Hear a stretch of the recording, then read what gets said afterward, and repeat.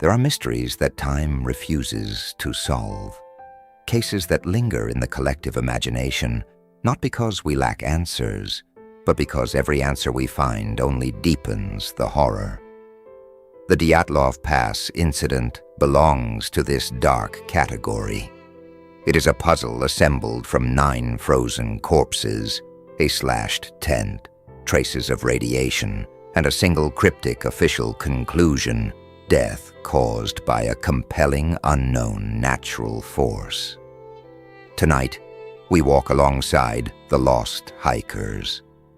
We examine what is known, confront what is suspected, and descend into the terrifying void of what may never be explained. Welcome to Dark Files Now. In the winter of 1959, 9 experienced hikers, mostly students from the Ural Polytechnical Institute, embarked on an ambitious trek through the northern Ural Mountains. Led by Igor Dyatlov, the group sought to reach Autopsy, a peak whose name ominously translates from the indigenous Mansi language as "Don't Go There." What began as a challenging but celebratory expedition would soon become one of history's most confounding and terrifying unsolved mysteries, an event that would claim their lives in a manner so bizarre it remains unexplained to this day. The journey began with an air of youthful optimism. Photographs from their departure show a group brimming with life, documenting their train ride to the remote settlement of Vijay. The members, a mix of seasoned hikers and bright young minds, were no strangers to harsh conditions. They meticulously documented their journey in diaries, unknowingly penning the last chapters of their own lives. With every mile they traveled deeper into the frozen wilderness. On February the 1st, the group entered a pass on the slopes of Kholat Syakhl, a name meaning dead mountain in the Mansi language. Facing worsening weather, with heavy snowfall and plummeting visibility, they made a critical decision. Instead of pushing forward to the tree line, they pitched their tent on an exposed, featureless slope. It was a decision that contradicted the very woodsmanship they were known for, and it was the last proactive choice they would ever make. Then, silence. For weeks, no one heard from the group. When a search and rescue team finally reached the pass on February 26th, they were met with a scene of pure bewilderment. The tent was found first, half buried in snow, its fabric grotesquely slashed open from the inside. Footprints, some barefoot or in only socks, led away from the tent in a calm, single-file line down the slope toward the distant forest. It was as if an unspeakable terror had forced them to cut their way, career out and flee into a 30°C night. At the edge of the forest, searchers discovered the first 2 bodies beneath a large cedar tree. They were clad only in their underwear. The pair had attempted to build a fire, evidenced by the charred wood and the severe burns on their hands and faces, suggesting they had tried to warm themselves directly in the flames. Strangely, the branches of the cedar above them were snapped and broken, as if someone had desperately tried to climb it, perhaps to escape something on the ground or to look for the lost tent. Lying on the slope between the cedar and the tent were the bodies of the group's leader, Igor Dyatlov, along with Zenaida Kolmogorova and Rustem Slobodin.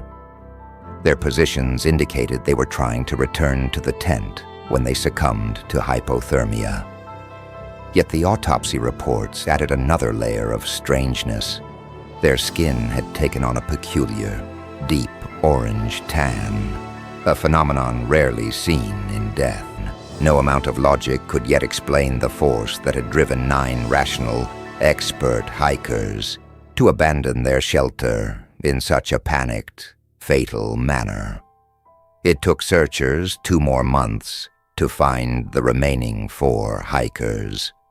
They were buried under 4 meters of snow in a ravine, and here the mystery deepened into pure horror. The bodies of Lyudmila Dubinina, Semyon Zolotaryov, Alexander Kolevatov, and Nicholas Thibault Brignol had catastrophic internal injuries. Dubinina had major chest fractures, and disturbingly, her eyes and tongue were missing. Thibault Brignol's skull had been crushed with a force equivalent to a high-speed car crash. Yet mysteriously, there were absolutely no external wounds, no bruises, no cuts matching these internal traumas. Among the pieces of recovered clothing, investigators found yet another unsettling clue: radiation. Some of the hikers' garments emitted low levels of radioactive contamination. Was this a remnant of their work with radioactive materials at the university, or something more sinister? Coupled with reports from other hiking groups in the area, who described seeing strange orange glowing orbs in the sky on the night of the incident, the investigation was spiraling away from any conventional explanation. One of the most debated theories points to the Soviet military. At the time, the Ural region was a testing ground for military technology, including secretive parachute mines and, more alarmingly, nuclear weapons. The theory suggests the hikers were victims of a military accident, perhaps caught in the shockwave of a secret test, or exposed to a chemical weapon that induced a state of psychotic panic, forcing them to flee their tent in a deranged state. The missing tongue and the orange skin are often cited as grim evidence of chemical exposure. Then there are the theories born from pure terror. The indigenous Mansi people spoke of vengeful spirits guarding the dead mountain, punishing those who dared trespass.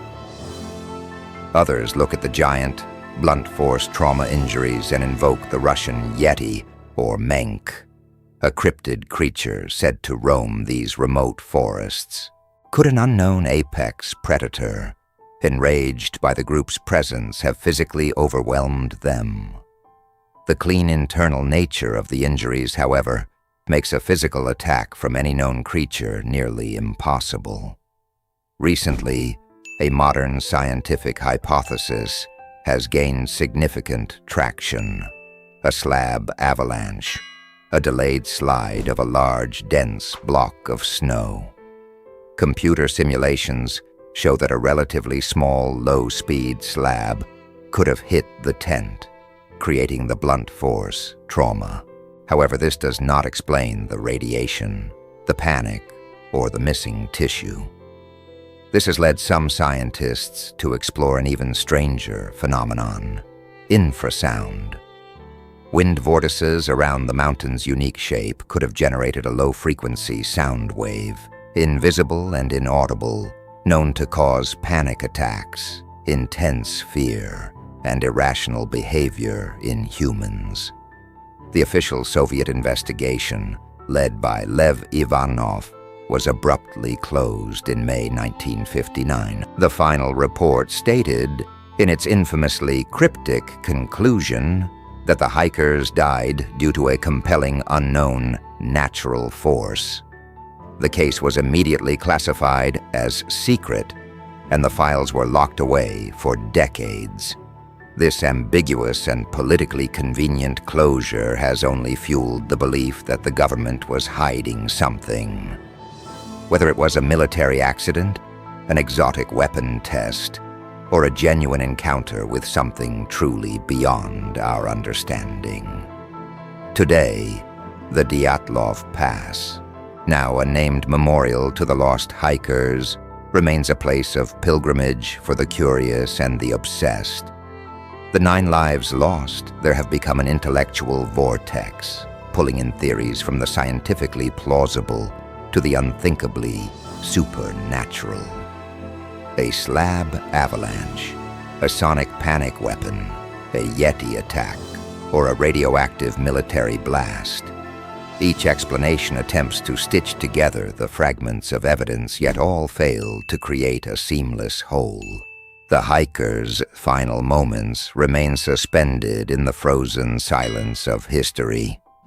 In the end, the Dyatlov Pass Incident is more than a mystery. It's a modern ghost story. It serves as a chilling reminder that, despite our maps and our technology, the natural world still holds secrets. It refuses to surrender. 9 young people walked into the white void, compelled by curiosity and adventure. They left behind only a fractured narrative of fear and death. Their frozen faces, their brutalized bodies, and their final silent screams are a testament to the fact that some doors, once opened by a compelling unknown force, can never truly be closed again.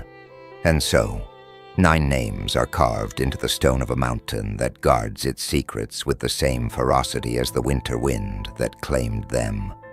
Igor, Zinaida, Rustem, Georgi, Yuri, Lyudmila, Semyon, Alexander, and Nicholas.